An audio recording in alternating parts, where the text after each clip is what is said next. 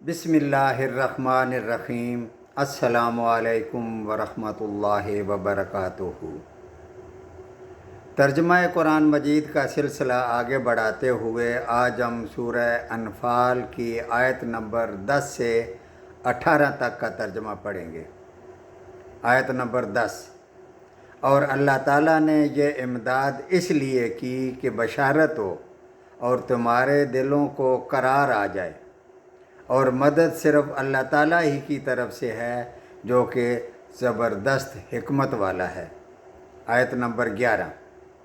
اس وقت کو یاد کرو جب کہ اللہ تعالیٰ تم کو سکون دینے کے لیے تم پر اونگ طاری کر رہا تھا اور تم پر آسمان سے پانی برسا رہا تھا کہ اس پانی کے ذریعے تم کو پاک کر دے اور تم سے شیطانی وسوسے کو دفع کر دے اور تمہارے دلوں کو مضبوط کر دے اور تمہارے پاؤں جما دے۔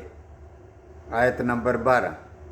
اس وقت کو یاد کرو جب کہ آپ کا رب فرشتوں کو حکم دے رہا تھا کہ میں تمہارے ساتھ ہی ہوں، سو تم ایمان والوں کی ہمت بڑھاؤ۔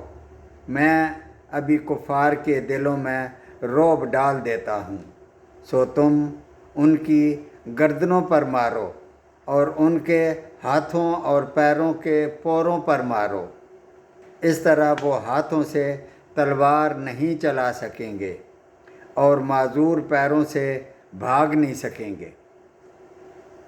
آیت نمبر 13۔ یہ اس بات کی سزا ہے جو انہوں نے اللہ تعالیٰ کی اور اس کے رسول کی مخالفت کی، سو بے شک اللہ تعالیٰ سخت سزا دینے والا ہے۔ آیت نمبر 14۔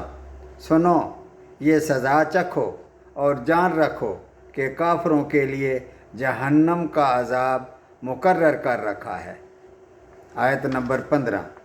اے ایمان والو، جب تم کافروں سے دو بدو مقابل ہو جاؤ تو ان سے پشت مت پھیرنا۔ آیت نمبر 16۔ اور جو شخص ان سے اس موقع پر پشت پھیرے گا، مگر ہاں جو لڑائی کے لیے پینترا بدلتا ہے یا جو اپنی جماعت کی طرف پناہ لینے آتا ہے، وہ مستثنیٰ ہے۔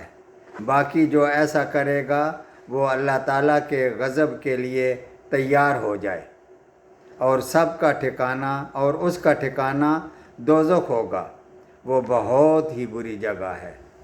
آیت نمبر 17۔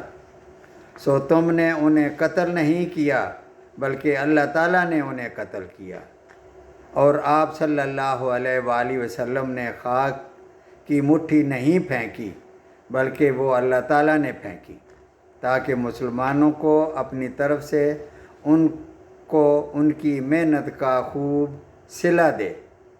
بلا شبہ اللہ تعالیٰ خوب سننے والا، خوب جاننے والا ہے۔ آیت نمبر 18۔ ایک بات تو یہ ہوئی، اور دوسری بات یہ ہے کہ اللہ تعالیٰ کو کافروں کی تدبیر کو کمزور کرنا تھا۔ صدق اللہ العظیم۔